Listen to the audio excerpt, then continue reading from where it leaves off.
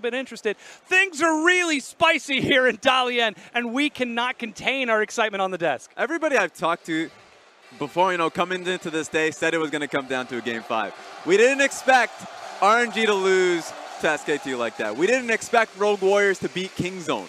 So all of that, the road to get here was ridiculous. Yeah. And now we finally arrived. It's the road to 3 wins to take it all, to take the title of the best region in Asia. Or should we really be real here? The best region in the world between these two. And let's get into it. There's so much to talk about. RNG, they're back. They're playing on fire. They've played against the funnel composition, and they have seen success with it. Yeah, the funnel composition needs to be discussed because Afreeca Freecs is the team that's been rolling with it, coming back on towards the stage. 3-2 so far with the success rate. So even though it looks a little average, it comes down to the fact that funnel compositions means that you have the first route of attack. You have to be the ones that make the mistake, and the teams that run up against it, I think RNG has been very successful with especially the Camille and Xiaohu running the Lissandra in the mid lane. I love to see the skirmish into it. And of course, this is RNG playing against Kingzone earlier in Rift Rivals, showing how they play through their bottom lane, how they play through their star player of Uzi. Yeah, it was just the strong power coming into the side lanes. If you can beat down on the bottom lane with Uzi, with players like Xiaohu, I don't think the funnel comp is actually that dangerous. I still think that Afreeca are going to run the funnel comp, but I don't think it's a strategical advantage. I think they want to avoid Uzi in the bot lane. Definitely something that we'll have to see because he is an absolute terror. He has been coming up in clutch for so long. Now it's time for him to prove if he deserves yet another international title to add to his MSI trophy case. Yeah, he's been on top of his game. And immediately I want to talk about the 2 responses that we've seen towards that, the funnel compositions. One has been the LPL split. We've seen Uzi take his routes towards the mid lane. So we see 2v2 mid lane to be able to counteract the push.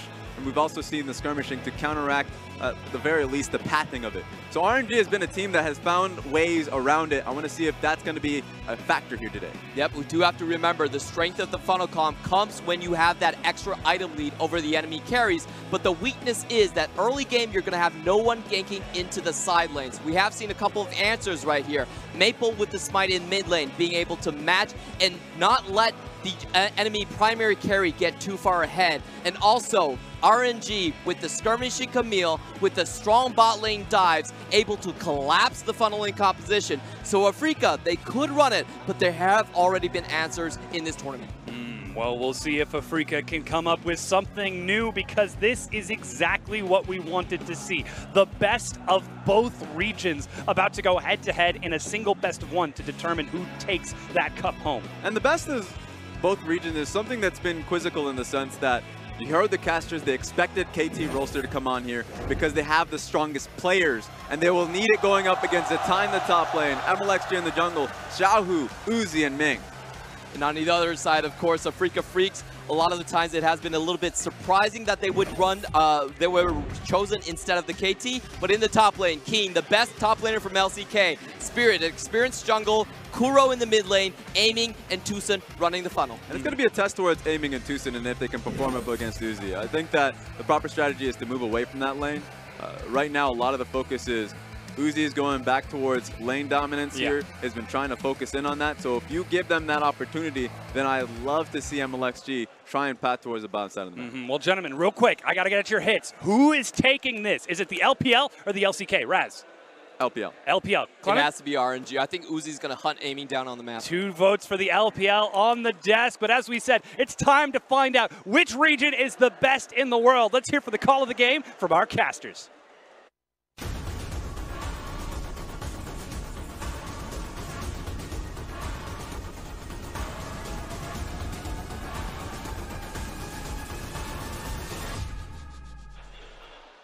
Thank you very much, Dom. And we've got some nervous LCK commentators on this particular caster desk because we didn't expect a game number 5. We thought the Kingzone would be able to take down Rogue Warriors, but to be honest, as a commentator, I'm super psyched that we made it to game number 5 nonetheless. And what a statement! What a statement also it's such a statement to bring Afreeca Freecs out, for the coaches to come together, SKT, KT, and to some degree, I'm sure Kingzone had discussed it before, and to choose the Afreeca Freecs over the logical choices to many people. Many people will be surprised that KT, with their strong players, weren't chosen. To me, the only reason that it might have happened was you knew that RNG would choose red side, because every team so far has chosen red side. Pulling off the funnel on the blue side is very possible. Afreeca have been the best funnel team. It does seem, like Clement mentioned, almost guaranteed we will see a funnel, because otherwise maybe Kramer would have been in there if they were going to go bruisers. Yeah, for me, this is a classic tale of brain versus brawn. You know, you have the star talent of the likes of Uzi, of Xiao, who performing on his Lissandra as well as the Zoe. I expect at least the Zoe to be banned away from him or a contested pick, versus the creativity and flexibility of this Afreeca squad that is very quickly on the rise in the LCK. But what a storyline for both these teams. If RNG are able to take home another championship and suddenly Uzi is picking up All-Stars, MSI, Rift Rivals, and looking at Worlds, the complete set in 1 year, or Afreeca, their first international appearance, now recognized by their own LCK brethren as the strongest team in the region. Well, I would have personally been considering bringing Kramer in for this game, but aiming a lot on his shoulders. He's now resting because he's up against Uzi, a terrifying matchup for the new AD carry for the Afreeca Freecs. Is it proverbial or is it literal? Are they running 2v2 aiming Tucson versus Ming and Uzi, or are they going funnel? That's the part where we're not sure. Again, if they were going to run bruisers, I think it would have been Kramer, so you have heavy expectation on blue side. Is it Afreeca goes funnel? But maybe they also used the time yesterday. Remember, Afreeca didn't show anything yesterday. Maybe they got one whopper of a new comp to show out, because this is the time to stand up and be counted. The confidence they would have as the team to be the new team from the lineup, representing as the one of Korea when it matters, is such a big story. And we have to look at what happened last time Afreeca hit the Rift. Last time RNG hit the Rift. For Afreeca, it was Keen destroying the game, breaking it wide open with the Gangplank pick that he picked blind on the blue side, if we remember. I think Afreeca Freecs have been on the blue side every single time that they've played here at Rift Rivals, despite the fact that you've toted them, Papa, many times as this fantastic red side team. Certainly Keen is one to look out for, now up against Zatai of RNG. I think top side of the map will be very important, even though we've got Uzi on the bottom side. And that's the important thing, is that this is not the MSI championship roster from RNG, but if they can take home a win here with Zatai as well as MLXG being piloted in the composition, again, it just speaks to the power of this roster and the coaching staff behind them. Oh, wow. RNG going to choose the blue side. There's a wrinkle. That's certainly not what I was expecting. I'm sorry, everyone, for sending you down the wrong path. The first time here at the Rift Rivals tournament, the Afreeca Freecs will be on the red side.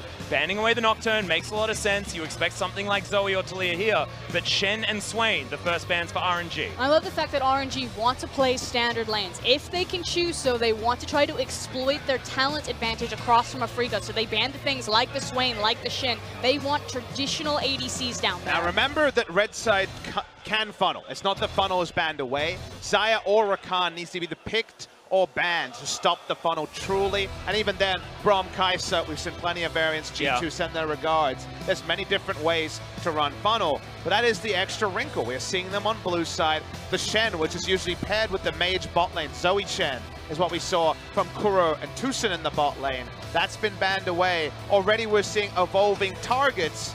Bans are done. A lot of the big first picks taken away. And for the LPL all day, it's been about the jungle priority as your first pick, the Sejuanis, the Camille's. What about that Xayah or Rakan, though? Both available. And I also feel like, the support pool is huge. Aatrox left available as well as Zatai. Thinking about it, 6 seconds to go, but Rakan, I feel like this is the cerebral choice coming out from RNG. They take it away from Tucson or Spirit. If you see Afreeca Freecs with aiming and you choose blue side and you don't take Xayah or Rakan, it almost feels like you're just making a mistake. I think it's the right move from them. They're saying, hey, Aatrox is open, but they need to deny away the most prototype funnel that's been the most successful. I just feel like now, Afreeca Freecs, I don't want them to fall into the same trap that they fell into the first time we saw them, which was exactly this. Pick the Xayah as soon as you see the Rakan to try and deny it away, because RNG have shown us that they're not necessarily the best team at funneling. I actually don't mind taking away the Xayah because we expect MLXG to be on Camille, and Xayah has some good interactions with that. The Camille could also just be taken, I guess, here by Spirit if they really want to apply pressure. And if we do see Camille first round, you're starting to say, hey, maybe this is just standard lanes by the Afreeca Freecs. I would expect Darius is another option. They're going to lock that one away. Still, Funnel is the opportunity here. And the Darius going into the hands of Keen looked like it was the one copping the Funnel last time we saw this. I also think this is a lot of respect to Xiaohu. He's only got like 3 champions that he plays right now. Zoe, we saw the Lissandra come out, and then he'll reach for the Aurelia occasionally. Yes, he's experimented, dabbled with other things, but it has not been a good look for him. Also, you see Xayah Darius, then you don't know if it's going to be Funnel. It could be Funnel, it may not be. Could always second round ban it if Afreeca Freecs want. The Aatrox given away as a power pick to the side of RNG. Been up and down, but when it's up, it's been game ending for sure. Yep, it's most likely going into the hands of Zatai as well. As you were talking about, Xiaohu, not with the most flexibility when it comes to champion pool. Once he figures a champion out, fantastic. However, hasn't had a lot of time, and that's the Vladimir to be locked in from RNG. And that's Xiaohu's pick. This was the other champion that I was going to talk about. But if you remember back to MSI, sometimes Xiaohu looks amazing on Vladimir, and sometimes it looks like he's power inting into the back line. It has just been a very inconsistent performance from him, but that does mean that we'll probably see a traditional ADC, something that can spread the damage around and really make the most of a Hemo Plague. Oh wow, and here's a Kuro pick in would the cement mid lane. standard lanes, you would think, with the Anivia going in. So maybe to try to separate some of these bruiser threats. Remember, Dark Flight is gone for the Aatrox, so Wall could do a lot of work. I think that you have to actually ban Ashe away here right now. It's hard because Anivia does have such long range that she can make it very difficult, but someone like Ashe, like Varus, would work very well in the hands of Uzi to work in tandem with the Vladimir, spreading around that damage for the Hemo Plague, and then also providing that range safety against a long-range champion like Anivia. Well, you can see Afreeca Freecs probably pretty excited about a potential Tahm Kench pickup. RNG will see whether they find that ban button. Alistair going to be the first support to hit the bench. And it's the Camille taken away from MLXG. He had a great performance on it last time out. Underleveled, but it didn't matter. His gank timings in the early game were phenomenal. Not going to happen this time, but we know MLXG has deep pockets. And I imagine, it's contrary to what you're suggesting, some sort of engage for Tucson, because Tucson on Tahm Kench has been a down pick for him. We think of that multiple games he played in the LCK finals of spring season. He's known for engage, and that's why the Blitzcrank was one I was actually wondering about, to try to cause a bit of a ruckus on the Rift. You can silence the Rakan, try to kill him after the hook goes in. So what is the choice going to be here? You'd think support, and they still have a lot of options, but it could just be jungle and a last pick support. I mean, you could just grab the Sejuani at this point if you just want to have a very standard front-to-back type of composition. Yep.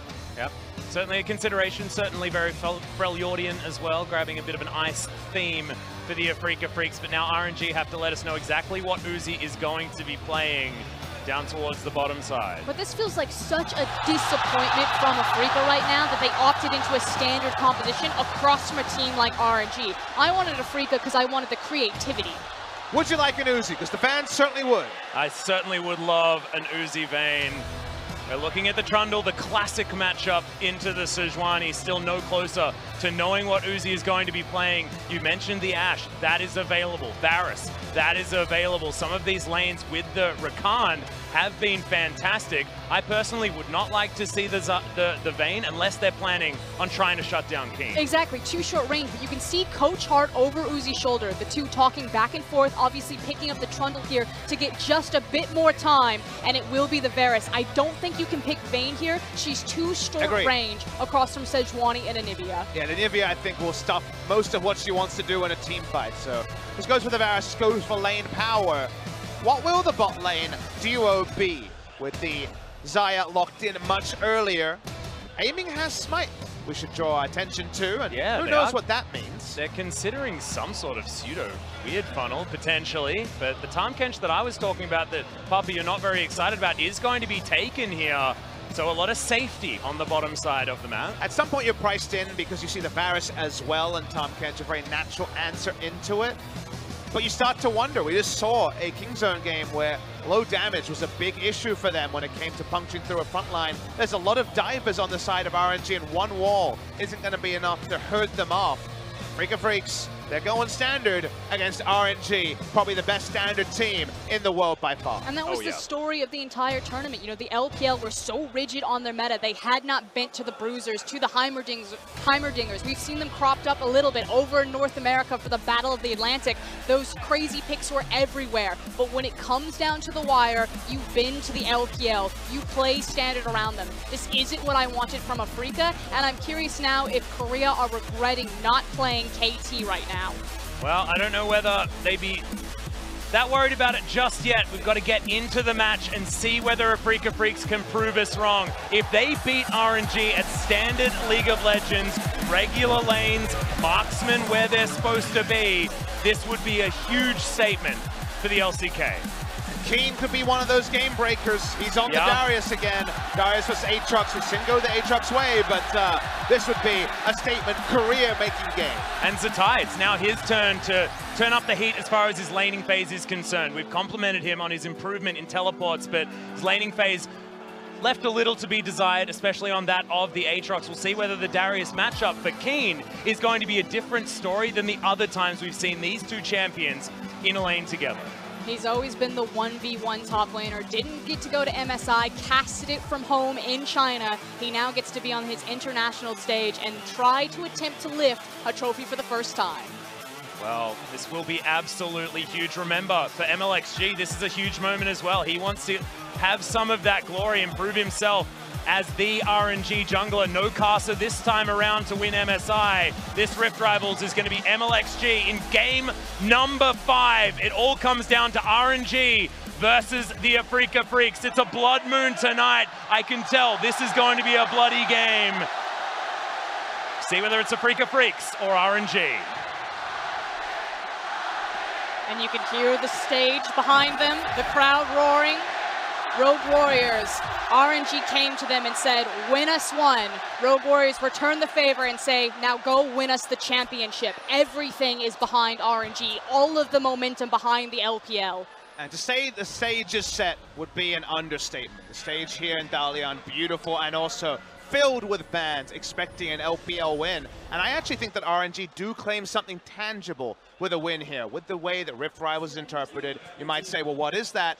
If they win here, we have arguments on whether this is the best squad to ever play League of Legends, because that would be Zatai and MLXG also being able to be clutch, being able to pick up a win when their country, when their nation, when the fans need them to. And that would start to say that they have 7 players who you swap in and out can make big plays. Here we go. Zatai thinking about going back to his roots in the mid lane as the Aatrox is going to be picked up, and Xiaohu going to be on the top lane, Predator Vladimir. And the thing about Zatai is he was very well known. He was the former mid laner of Invictus Gaming. He's been playing since he was 15 years old, the same alongside Uzi, one of the longest standing. I believe he's number 2 in terms of LPL players on the list for when the league was created, and he has played all sorts of crazy things in the mid lane. Hey, we got 2. Yeah, we got 2. I feel pretty damn good about that, to be honest. I was almost expecting it to be 100% because a lot of the fans here in China are putting their voices out. Always got to be a couple of trolls. Yeah, exactly.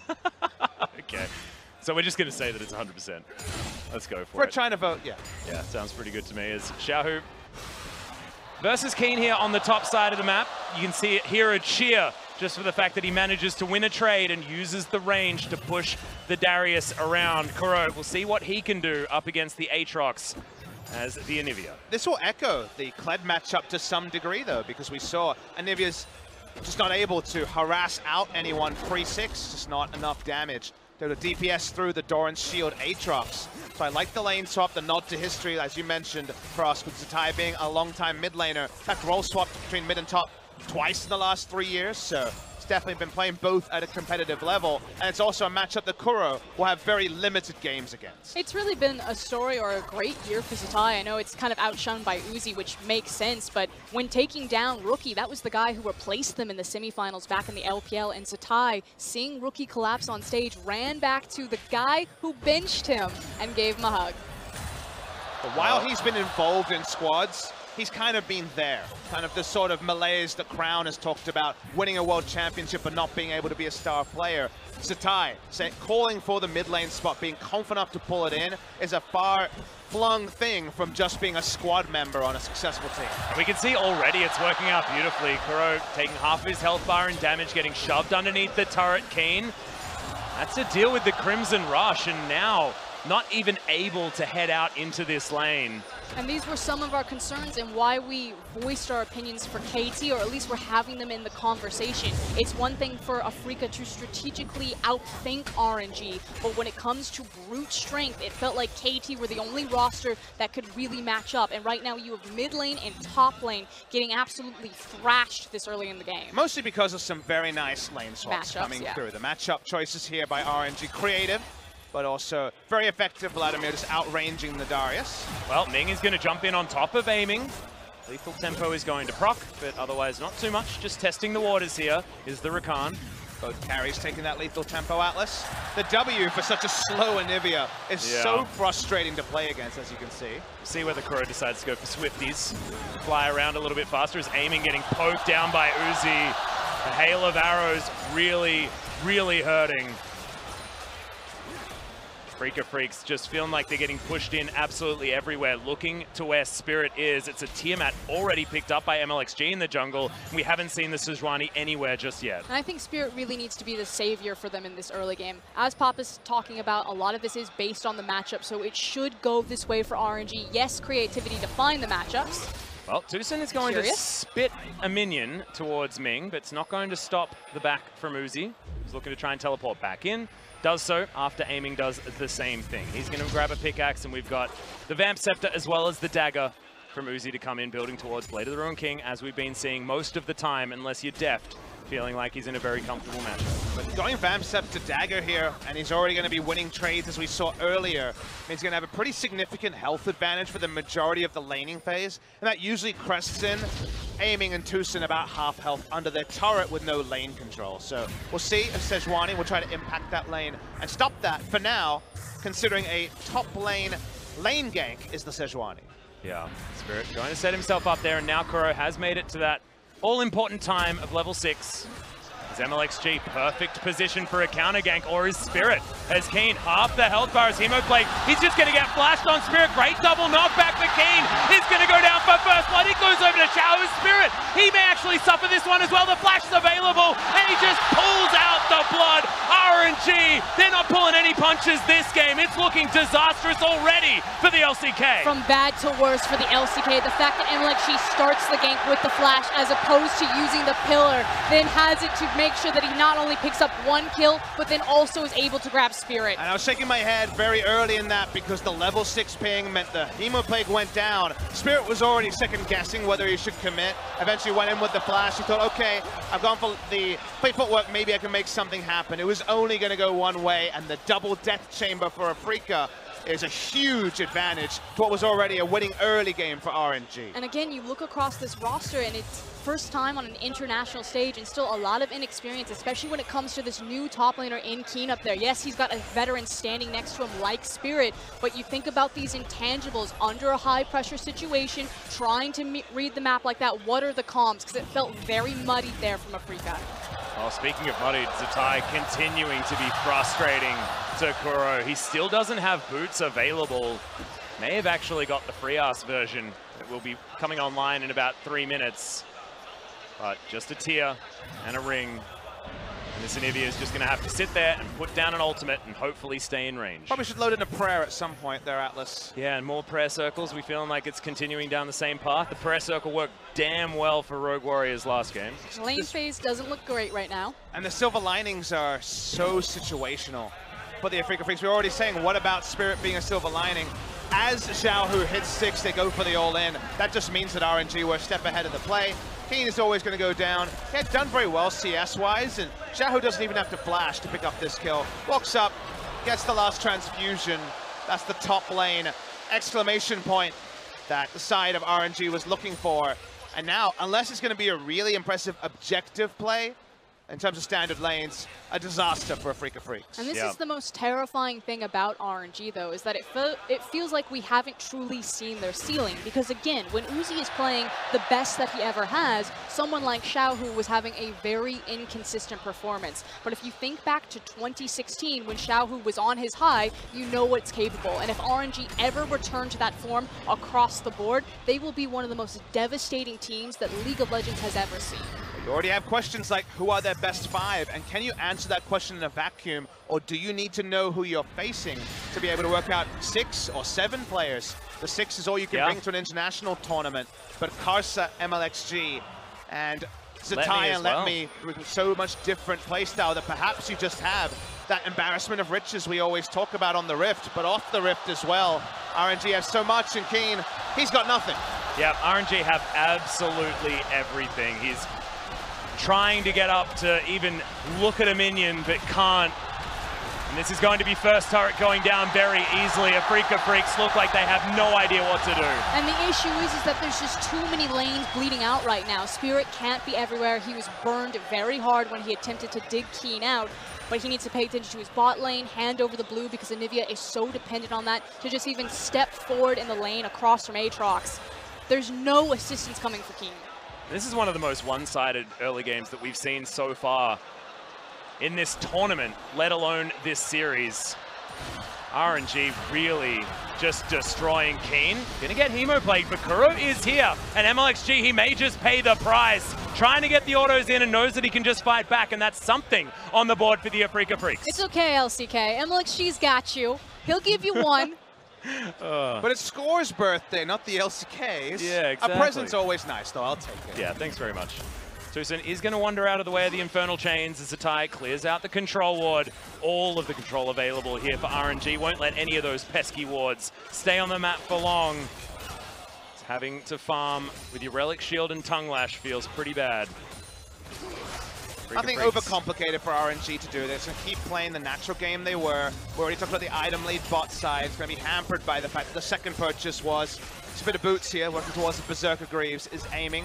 Spirit has been second to everything on the Rift, and MLXG, while he was a little bit too happy to pull the trigger on that turret dive, has otherwise allowed the Vladimir to be in just a huge place in terms of items. Going for the Reverie as well, so mixing up. Usually we've seen a lot of experimentation with the Vladimir builds, but understanding that he's been unlocked, that he can use this item to run down the Darius. Well, Spirit is going to give away his position, as you saw just there. Uzi and Ming know exactly what not to do, and that is fighting. But yeah, 30% CDR already built up by Xiaohu towards the top side. There is nothing that Keen can do. The transfusions are going to be coming in all over the place. Even level 9 has been hit. He basically has to hide at his tower, and more important is the safety net of vision that RNG have placed underneath Xiaohu, a very deep control ward to try to spot out Kuro as he tries to assist him, or anyone that wants to walk through the base gate. If Xiaohu wants, he's just going to sit up there infinitely and try to poke and prod. Well, Teleport is going to come in here, as there is a Sejuani to try and help him out. Aiming will throw a few feathers forward. This is real scary. Like you were saying, MLXG is down there. Shelly's being taken as well. RNG so greedy with their play, but it looks like the punishment just isn't there from the Afreeca Freecs. You say greedy, but I don't agree, Atlas. Look at the map. They have so little control of anything that actually it's stupid not to take an opportunity if no one's there to answer you. Afreeca Freecs have the highest ward cleared per minute rate of the LCK, and one of the highest I've ever seen. They can't get near wards, minions, turrets. They can't get near anything, so take all the freebies. Everything in the game is just a free handout to the side of RNG. Never have I thought that the jungler being bot side means that it's a free Rift Herald, Papa Smithy, but I can't help but understand your logic. Spirit can't even take a dang red buff. I mean, frankly, this is a not like this type of moment. This is not necessarily the best of 5 fifth game that I wanted to see come out from two Titan regions like the LPL and the LCK. The crowd is loving it, but I am just wincing for Afreeca right now. RNG are handing out a punishment like we saw yesterday, Machi and G-Rex receiving. This is the sort of one-sided game that you wince at, but RNG from the start, from the blue side choice into the draft here, and Afreeca Freecs kind of, I guess, necessitating themselves into going into a pretty standard draft. It always coalesced in what is just a pretty embarrassing early game where Afreeca Freecs have nothing to hang their hat on, no real win condition to look forward to apart from maybe later. And at this point, it's about minimizing those losses, making sure that they can stall out how quickly the towers are taken down. It's unfortunate because finally it's not a Cloud Dragon, it is an Infernal, so the RNG certainly biting them in the ass right there. But ultimately, it's just staunch the bleeding, hang on as long as we can. We still have a 5v5 composition. We can still try to out-execute around this, but Afreeca need a lot of time. Well, lose less isn't necessarily the best winning strategy, and RNG are just winning more and more and more across this map. 3,000 gold is the lead. You may not necessarily feel like that is a large amount, but with the amount of control they have, with all the neutral objectives that they have, that is huge. It's aiming, even the gleaming quills are landing here from Ming, despite it meaning anything or not. Kind of have to pull one out for the Sejuani, because what lane do you go to?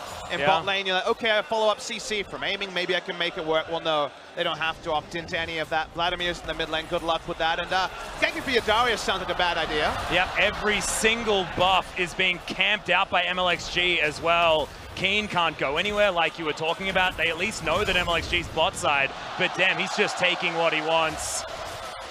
And this is what happens when you choose to standard lane against some of the best laners in the world.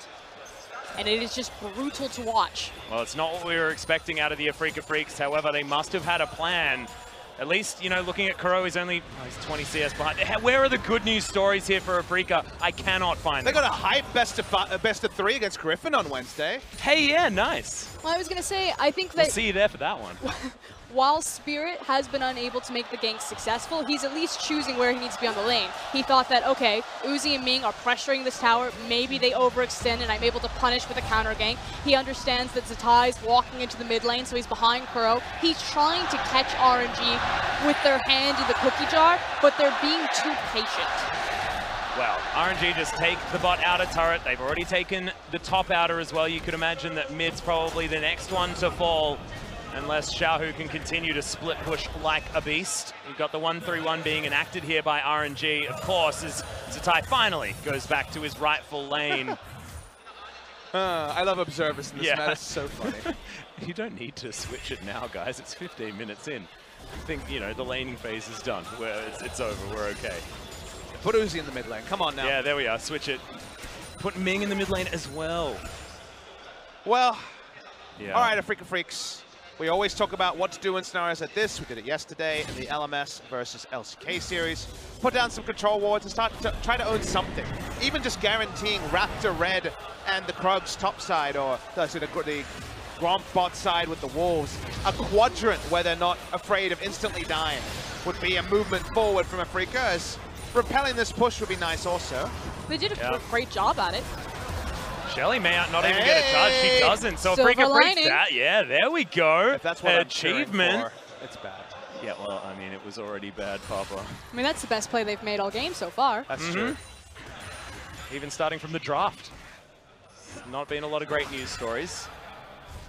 Xiaohu continuing to push up. The Aatrox on the top side in the hands of Zatai, also moving further forward. Keen, anemic on the Darius. This is not the Pentakiller that we know him to be on this particular pick, despite that being Khan. So the most important thing on the map right now is going to be that mid tower for both teams. Afreeca want to try to hang on to it as long as possible because it's their best way to stall out the game. It's their primary pivot point. As soon as this falls, then RNG, of course, gets so much access into the either side of the jungle that they want, into the Baron when it decides to spawn in 3 minutes. So I don't necessarily know if I agree with moving the Anivia from this lane, but ultimately you don't want to make your carries compete for the gold, but I actually think Kuro should be the one here to stop and try to hold this last bastion of defense. Season 2 strategies, I was going to say, frog and eat your heart out. Let's do it. Let's go. I'm digging Give me real 90 deep minutes. here. Yeah, we're going to need 90 minutes. We're going to need Kuro in 3 lanes, putting down his ultimate everywhere from double the range of safety. There's no Sivir. Oh, damn it. Aiming quickly, build a Hurricane. He might actually. Should come in as item number 2. But Afreeca Freecs might get a red buff of their own. That's a dream. I mean, they haven't been able to get really anything on the map, so you'll take a red buff. Yeah. Spirit really wants it. He certainly did. Going to smite that one away for himself. himself. Now he has slows. This gold lead has not changed for a very long time, guys. And I mean, that's something that we can talk about is facetiously, you talk about Sejuani I having just love slows. these He already goalposts has being slows. moved. Yeah, but now he's got the red buff and he can slow people. Yeah. When's the Ashe going to build Thornmail? Let's talk about that. Well, this might just be a tutorial victory one way or the other, Atlas, because so far, they are being frustrated. Credit to Afreeca. They've defended something. The mid lane outer turret has been so far well defended. If we're going to criticize RNG, could have had a better Rift Herald is something you could actually say and not be facetious about. But Xiaohu has his initiation. He's basically budget Kled at this point with the Shirelias and the Banshee Veil. Hoping he's going to get into the backline, have some friends with him. Budget Kled Morgana as well. I mean, it's sort of pseudo Black Shield. Aiming, finding some farm down in that lane, but top lane hasn't ballooned, and that's actually just the safety that Keen has shown. Yeah, Keen actually playing very respectfully and is going to be at least relevant moving towards the later fights, but Zatai, level advantage, CS advantage, and RNG now looking to try and crash in to the mid lane. Tucson has to be careful. Grey Health not going to be invested until the very end of that skirmish as RNG are going to push this full minion wave into the turret. Aiming at least does have some wave clear, even though Kuro isn't available. And Xiaohu going to get locked in. Banshee's Veil not even going to pop as he just goes into his Sanguine Pool. It's too early to say that RNG have been stalled out, but Afreeca are in the process of doing this. They have stopped the bleeding. Oh, Kuro has to flash, get himself out of the way. He really wanted this blue buff, but there's no way RNG are letting him. He's going to now have to go back to base.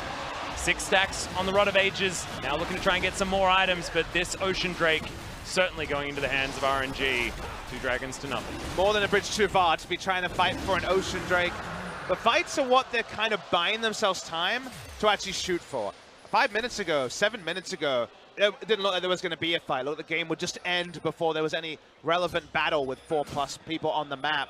This time, with the Rod of Ages stacking up, slowly building items, they get into the position where RNG should have map control and should have much bigger objectives, like a 5-stack Elder versus just stopping a 5-stack Elder. But those fights are still something that Afreeca had to earn, and they are closer and closer to earning them. And ultimately, if you do go back and watch this VOD, you look at that Rift Herald usage. Yes, it was a silver lining and a very small piece for Afreeca, but at the time, if this game stalls out long enough, if Afreeca are able to climb back into those fights, and let's say RNG mis-execute one of them, suddenly Afreeca are looking just fine versus the first 20 minutes of this game. So, there still is hope there that this game can go one way or the other. Let's talk about why the RNG team have been unable to move their lead. One thing to consider is usually in a scenario like this where you have the side lanes, you have side laners that should win in the 1v1, it's about pushing up vision and then just creating a dive scenario where the Anivia has to give up turret. To do that, they have to invest Rakan because Uzi's not going to be poking in, and there's pretty little CC on the members like Xiaohu, Zatai, MLXG. They don't have lockdown, so you need Ming invading with someone like the Trundle to get the vision on one side, the blue or red side jungle, and then actually making a dive. But it's very easy for someone like a Sejuani, who has their flash up, just sit back, sweeper, put down a control ward, get half of a camp, and then back away. And while it doesn't grow a lead for Afreeca, it stems the bleeding that was so big 10 minutes ago. It's also about this idea of vision denial. You spoke about the vision denial stats from Afreeca, and you can see that they've been clearing out their jungle pretty consistently, but RNG are also a weaker team when it comes to vision denial and haven't been doing their due diligence to remove the safety net that Afreeca have in their own jungle so they can safely maneuver Kuro from one lane to the other, give back up to that mid lane, pick up all of the farm in the bot lane. And there's always the chance that you see something desperate, a turret dive that's ill-advised, and a turnaround. Again, the Afreeca Freecs have been able to at least make that a variable. They've also silenced the crowd. There's no more Bronx cheers for ward kills and things like that here. Everyone is understanding that Afreeca have got much longer leash as Xiaohu does threaten some sort of dive. They know that's low percentage to dive this turret, and now 22 minutes in, the mid lane turret is still there, and it's still just a 4,000 goldie, in fact, less than 4,000. And we use the word desperation, but the other word that does apply to LPL teams is frustration. They constantly get stalled out in these ARAN types of scenarios, and like Pop is saying, with, these very risky dives, suddenly, high reward, low risk plays start to even out, and that's where Afreeca find their step back in. At what point are RNG going to get frustrated enough that they try to force a dive that they shouldn't, or they try to force a Baron that they shouldn't? Yeah, and in situations like this, what we need to talk about is what does a team fight look like if we make it to a point where these teams are relatively even. You fast forward another 15 minutes and the gold lead's still like this, I call it an even game, to be perfectly frank with you. So, does Afreeca Freecs win in a late game fight when you've got the items that you want, given the fact that they have the champions they have, or can Uzi carry forward with this Varus, given the composition? Time Xiaohu's around the side. Well, the ultimate's just going to straight up miss onto Uzi. It's not what you wanted. But the turret stays up, so the cooldown goes down, the crowd laughs, but that doesn't actually get in the turret yet. It seems like this will be the wave, as they're trying to proxy the enemy wave from crashing. We'll get back to your theoretical team fight point in a moment, but this should be RNG finally breaking the turret. I just feel like they're trying to force a round peg into a square hole right now. Well, Infernal Chains is going to come in there as Ming looks for his engagement, doesn't get it as Tucson. Really quick fingers on his Devour. Xiaohu looking for the engagement, but good ward over the side, and might be Spirit finding this Vladimir, but he really does not want to tango with this guy. He's been sitting on that needlessly large rod for such a long time. That Rabadon's death cap must be so close. But still, unable to get that outer turret in the mid lane. And you can see the frustration. RNG are getting tired of Afreeca doing this. The fact that they tried to force the dive, that Uzi was tanking several tower shots, trying to get the chip damage away at the tower, even through the fortification. RNG don't know how to attack this map other than just throwing their face at it. Man, Afreeca's discipline has to be rewarded here because the checklist of what to do this game instantly was rubbish. They couldn't even look at it because they were so far behind. And to make a new checklist of respect, as you see, just a couple set-piece plays to check for vision, is so tricky because you can have no ego in scenarios like this. I'm Keen, the top laner of Korea, means so little when you can't even get into your inner turret 6 minutes into the game. They've been able to fall back again and again. This game is going to be 25 minutes somehow.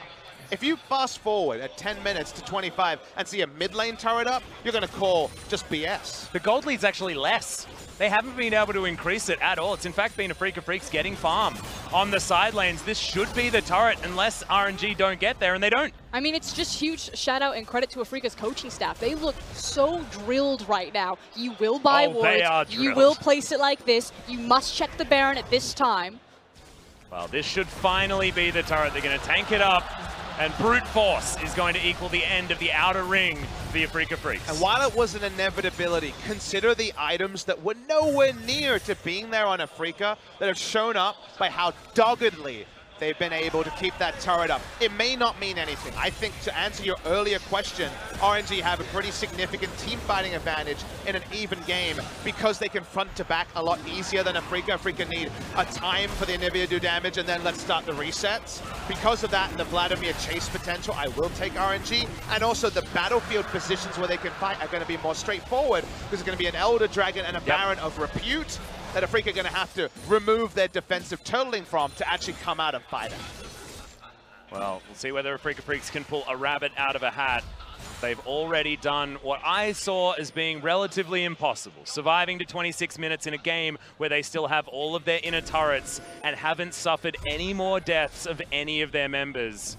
Yeah, win or lose here, you know, if you open up this post-match thread and people are just complaining that it wasn't KT, go back and watch the tape because Afreeca should hold their heads high for their ability to hold like that, especially against a team like RNG. And I made the joke earlier, what do you do for a man who has nothing? Keen had nothing, Afreeca Freecs had nothing, they had no control. The gold lead did not read where the game was at. The game state was, Afreeca have no options in terms of the map. Well, what do you have then, Atlas? The thing is you have is your principles, you have your training, you have your learning. Yeah. And that's what they fell back on. They said, well, this is a disaster. What can we do? That was extend the game.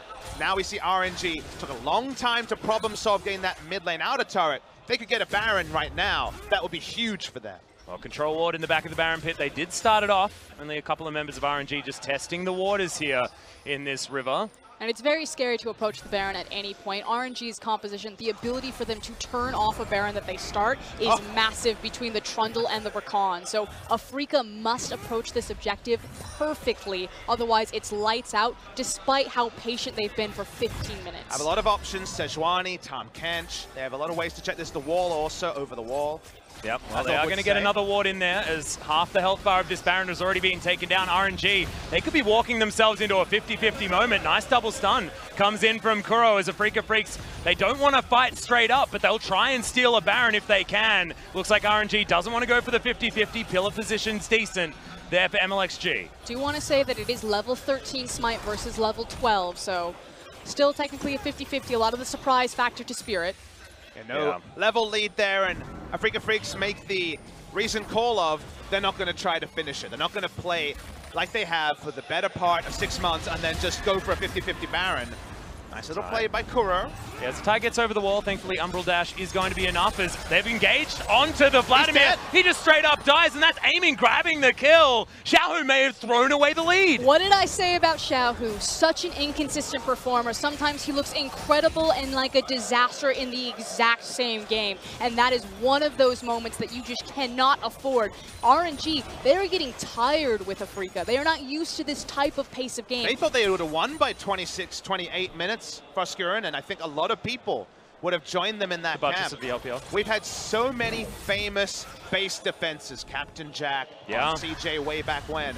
This is not a base defense, this is a lost game being salvaged by Afreeca Freecs. They get the pick, Xiao, who's too far up. If they find a way to win this game, it's just one of those games that stats can do no justice for how much of a momentum shift we've seen. And if they lose, they can hold their heads high, because given the premise of you went in standard and got the most obliterated in the first 8 minutes, to still be competitive 21 minutes later is something amazing. And there's still standing gold on this map as well. Yes, Uzi shoving waves in. You've got Vladimir now back on the map, able to shove waves forward, but there's outers to be taken. The first turret for Afreeca just fell down.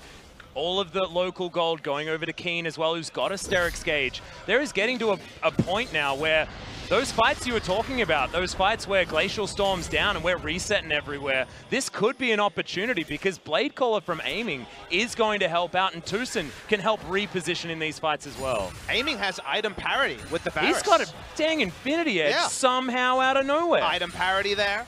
The Vladimir, probably gold parity as well, pretty close too. The Vladimir, I think, has the lead in items as Keen is trying to feed on Xiaohu again. Yeah. And for me, the big game breaker here will be Xiaohu, one way or the other. I think it's about the Vladimir Hemoplague, and if he gets flanks on these team fights, because he really is the big difference in terms of fighting front to back, because he does have access immediately into the back line to completely disrupt a lot of what Afreeca want to do. So if Xiaohu's not on form, I think RNG could very easily fall to this type of composition just because of the reach and control that Anivia has. Infernal Chain's going to pull back. Tucson is going to have to invest the flash, and that is a huge deal. So much safety for Afreeca Freecs now off the map.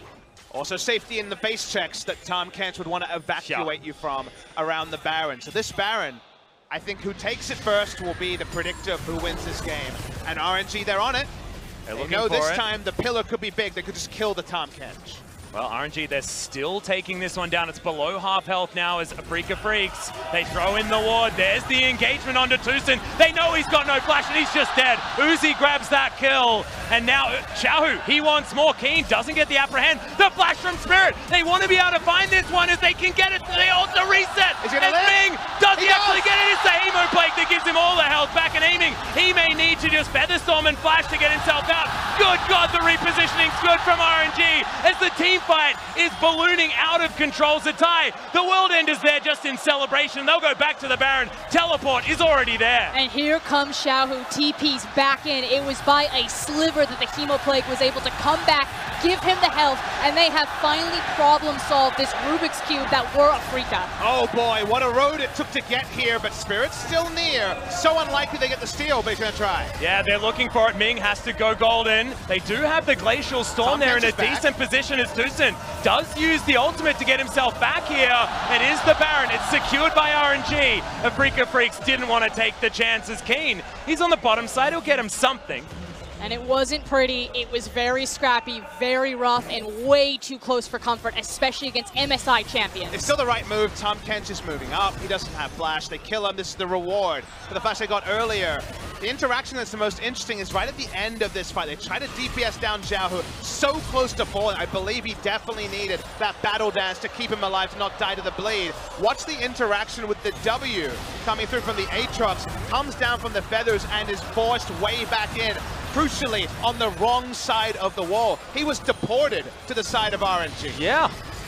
Weird interaction. I wasn't expecting that one to work like that, but oftentimes when you go untargetable, if you're already tethered, that tether does not break, much like the soul shackles of a Morgana. So today we learned that is how the Aatrox works as well. Another dragon goes down, 4 Drakes, really boosting the level of this Elder Drake that's going to be coming up in 6 minutes' time. But what a painful game to learn it in. And Afreeca, the good news is that they still have an abundance of wave clear. So yes, they're going to lose a lot of these outer structures towards the Baron, but they should be able to hold their base if they play defensively. I'm not sure if I agree, FLICKR. The Anivia against the new Baron buff is far flung from the Anivia that we saw in Season 2 with the old Baron buff.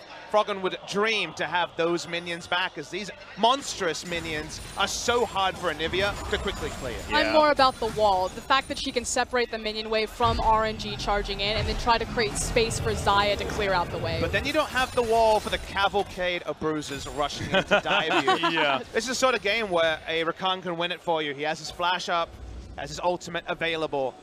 There's definitely a team fight under a turret that RNG comfortably win, because Uzi has a just complete load of damage on his side. He's got 100% crit. Yep. Right now with the Runon's Hurricane completed, he's doing a hell of a lot of AoE damage, has Blade of the Ruin King to cut through anyone that has any defensive stats, and to be perfectly honest, they don't have any defensive stats. Okay, we've delivered aiming into this fight underneath the turret, but who cares about turrets? Double kill for Uzi, as we were talking about, just crits their face off, and that was just a straight up misplay from the Afreeca Freecs. Tucson just misreads the situation. I mentioned his Tahm Kench. He makes the wrong read. He doesn't respect the Rakan. Flash ult, they're dead. Yep, and that's going to be the base broken on the top side of the map. RNG looking down, another Rift Rivals victory for the LPL. They destroyed the laning phase. It was slow in the middle, but they're still looking to end it right here. The ultimate flung out from Spirit. He knows it's all over. Nexus turrets are erupting, and RNG have done it. They've come back. The LCK were poised to win in Game 4, but no, Rogue Warriors first, and RNG now. Nexus destroyed. LPL reigns supreme. A true regional effort from the LPL. They took All Stars, and people said the tournament doesn't matter. They take down MSI, and they say, but wait, it's not quite Worlds. And yes, Rift Rivals is not the same prestige, but this is now 3 titles that Uzi has swept up alongside his domestic one, and they are looking towards Korea. And a twist on your words, but not a big one, FLICKR. It was a regional epic. This was an awesome series where both teams, you could not lay any questions of how much they were trying, how much they were showing. Everyone brought their A game today. Rogue Warriors keeping them in it. RNG being ahead of the Koreans once again. Well-deserved victory to the LPL and RNG. And you can hear the 6th man, the crowd here in this arena. Dalian erupting for RNG.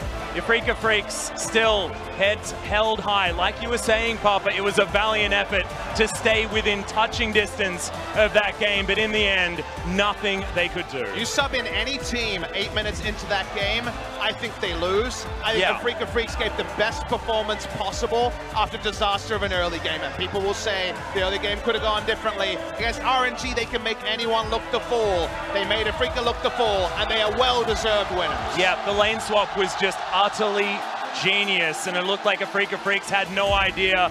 RNG will lift the Rift Rivals trophy. LPL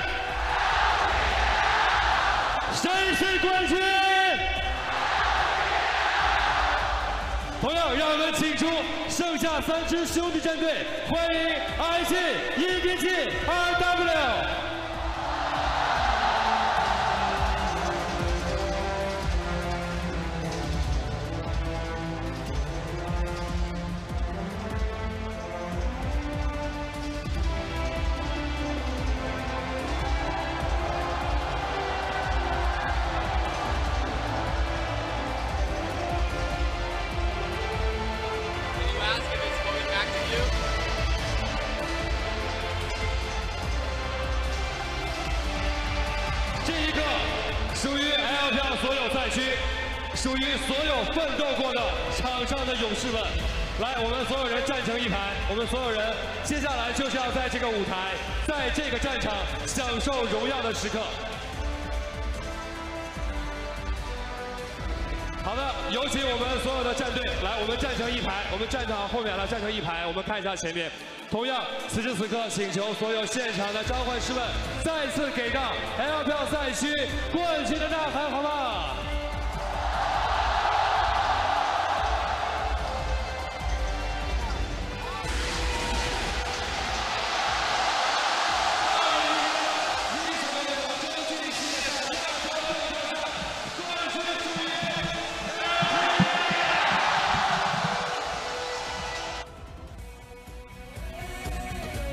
好的，在捧杯之后，我们请站成一排，因为我们接下来要颁发我们的冠军奖牌。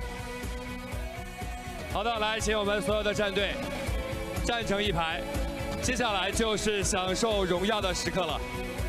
哇！通过了这几天的努力，我们在场上团结一致，最终获得了这次比赛的冠军。同样，让我们请出为他们颁发这次荣誉的嘉宾，让我们有请的是拳头游戏大中华区及东南亚地区负责人叶强生先生，拳头游戏中国区业务负责人林松先生。 腾讯互动娱乐合作市场部总经理 The defending champions of the LPL once again reclaim the title of best region in the world here at Rift Rivals 2018. And as all 4 teams line up to take a deep bow in front of the trophy, they will be receiving their own medals, greatly deserved by everyone here. And it makes sense. Rogue Warriors, the first ones taking the medals. It was them being the ones, of course, pushing it to a Game 5. Yeah.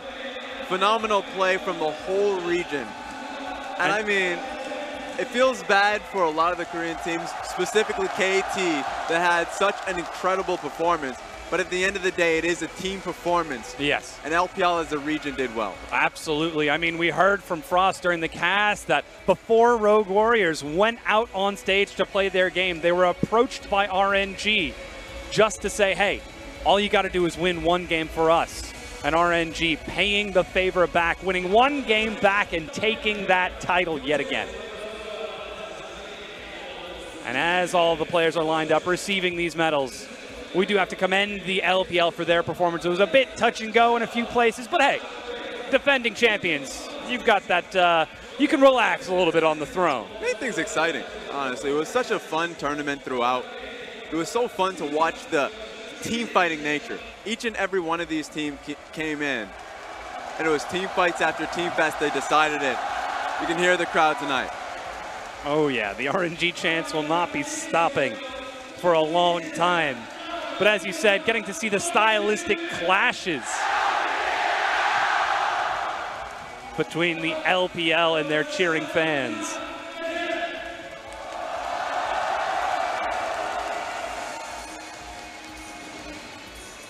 And again, a big celebration to the LPL for taking this win as they are all lined up. Of course, some representatives coming out to further celebrate this, but it was by no means a foregone conclusion. This was a tournament of grit. We got to see growth, we got to see development the whole way through. Yeah, you know what? I was watching that game specifically, and I felt like there were so many opportunities for Afreeca Freecs to come back into this one. And the same went for the last game as well. Yeah. There were so many moments in which we just kind of casted these teams off. And it comes down to the fact that it's a never say die, never give up attitude. Yeah. Rogue Warriors come back. Same with RNG. Happening again, once again in the back. Beautiful performance overall to see this happening in the back. Yeah, of course, once again, they're lifting up the trophy in front of the crowd. The chants are just nonstop. I assume that they're going to keep going. But again, we do have to celebrate the LPL for taking this victory and what this means for the LPL going back into the regular season, which will be resuming in a week, because Rogue Warriors, they showed us something pretty exceptional in that Game 4. I mean, of course, RNG, the heavy favorites coming into that Game 5, that was expected, but I think the biggest surprise to all of the fans at home was that Rogue Warriors came out and showed their style so loudly in Game 4. That was the lesson that they learned. I mean, they went right back to what got them the victories in the first few weeks.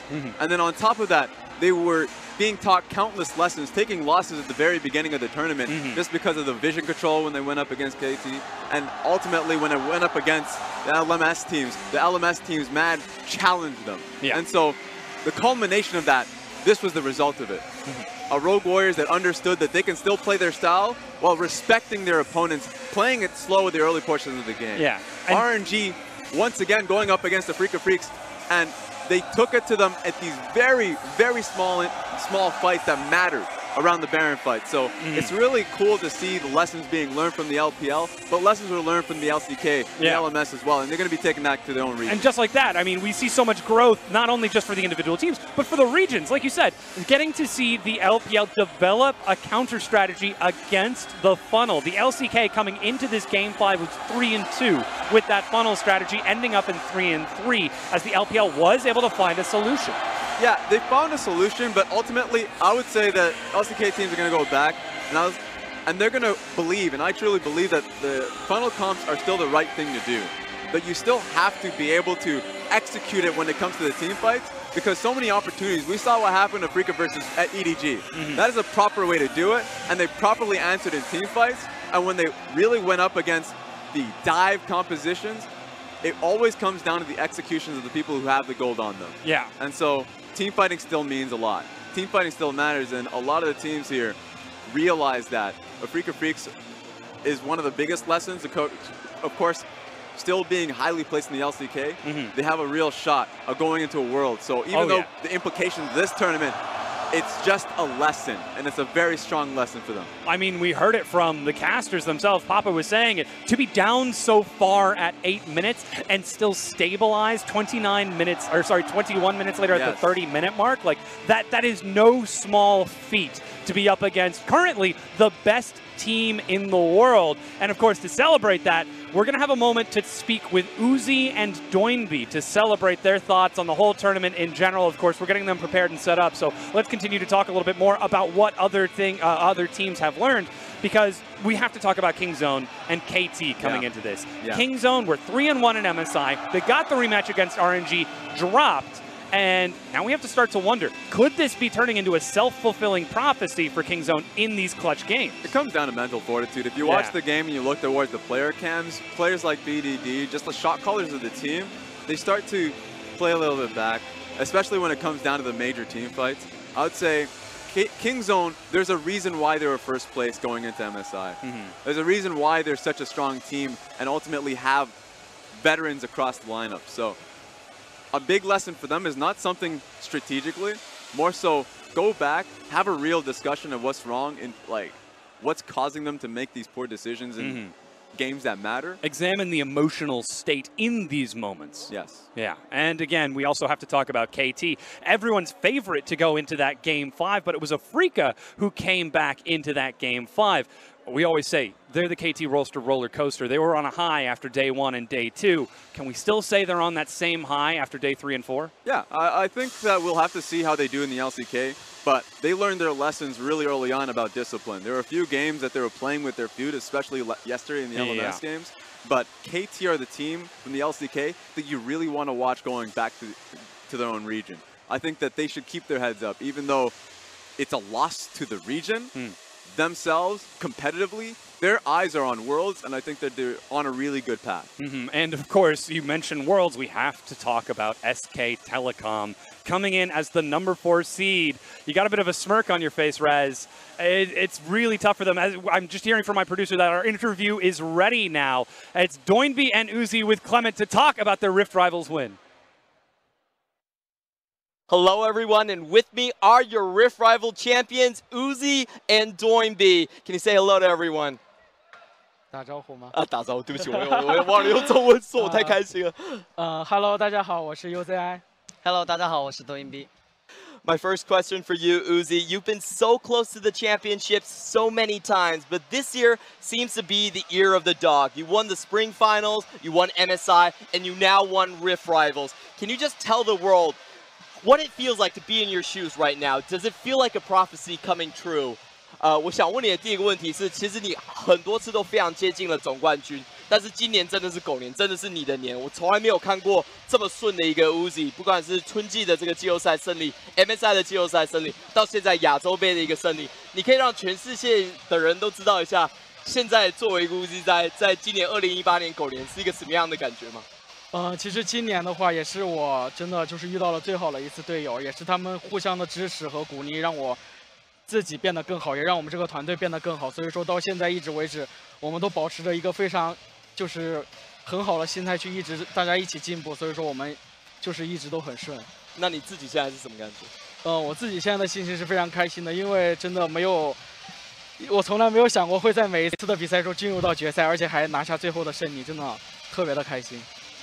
So Uzi's answer is this year has definitely been the best in regards of my teammates and the team atmosphere. Throughout all these championships, we've had such a good mental state so far. And I asked him about him personally, what he felt like, and he said it's like living in a dream. I've never been so happy. I've never thought that I could walk into so many finals and walk away with the championships. Can I ask you for a little bit of a sneak peek, because we still have 2 big tournaments coming up. We have the summer split for the LPL and Worlds at the end of the year. Is this going to be the year of the dog? Can you tell us what's going to happen here? 就接下来的话，我们今年最后还有2个很大的一个比赛，当然就是夏季赛的季后赛跟年底的一个世界赛。你可以跟我们大概讲一下，在你心里大概会发生什么事情吗？我希望在接下来的比赛都能够进入到决赛，而且也希望获得最后的胜利。而且我也相信我们的队伍还有我的队友，就是大家一起能够做到那样子。So Uzi's answer is, excuse me, I think that we're going to make the finals of every single one of these tournaments, and we're going to walk away with the championship. I believe in my organization, and I believe in my teammates. We do have the ability to do so. So everyone just wait and see Uzi perform. Then I have to turn to you, Doinby, because I think the most crucial win for the LPL today was Rogue Warriors versus Kingzone. Can you talk about what the team expected and what the mentality was like before you went up against the first seed from the LCK? 就我想问一下，就是我觉得今天最关键的比赛其实是 Rogue Warriors 对上 Kingzone 的时候拿下来的。那你们在对上 LCK 的第一种子的时候呢，心里有什么样的想法？你们预期会发生什么事情吗？赛前我就很紧张了，然后我都不知道怎么打，就太紧张了，所以我就看了我之前我的微信有一个就我女朋友发的一个录音，然后听了之后我就觉得我觉得今天我们能赢 Kingzone， 太给力了，所以我们就赢了。那我一定要问他到底说了什么。这个 Okay, so Doinby's answer was before going up against Kingzone, I was very nervous and I didn't think we had very good chances. But then I checked my Weibo and my girlfriend left a voice message for me. After listening to that voice message, I believed that I could definitely win. And then I asked Doinby what exactly was in that recording, and Doinby just did this. So we'll probably never know, but my second question for you here is, in one of those crucial team fights, you caught out prey with your main champion Kled on a charge.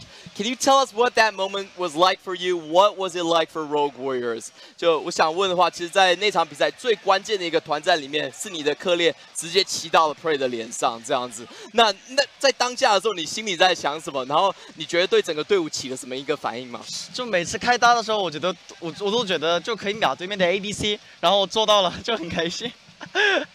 So every time I use the ultimate, I could always get Prey somehow. I could always instantly kill him. And I was just very happy about that result. The final question for both of you is, what do you think Rift Rivals means for LPL right now? Are we the best region? 我想问最后一个问题的话，就是这次亚洲杯的一个胜利，对你个人对 LPL 而言的话，代表着什么意义？我觉得对我自己来说，真的是一场非常重要的比赛，因为也是一个国际性的赛事。然后，对 LPL 来说，就是让更多的别的赛区的人认识到我们 LPL 的实力，就是我们真的是很强的，而且是连续2次获得了这个比赛的冠军。所以说，我觉得我们的实力真的很强。So for me, it means that we are a very, very strong region. It's an international tournament, and we get the world to really see what the LPL represents in terms of its talents, in terms of its strength. We're a very, very good region at this point. So I want to bring the same question to you, Doinby. What do you think this Rift Rival victory means for you and for the LPL? 对我来说，我觉得这次是因为这次是代表 LPL 赛去参加洲际赛嘛，这是我第一次参加洲际赛，然后我们拿到了冠军，就很开心，我能代表我们 LPL 赛区嘛。然后对 LPL 来说呢，我觉得这是又证明了 LPL 的赛区嘛，LPL 赛区是最强的。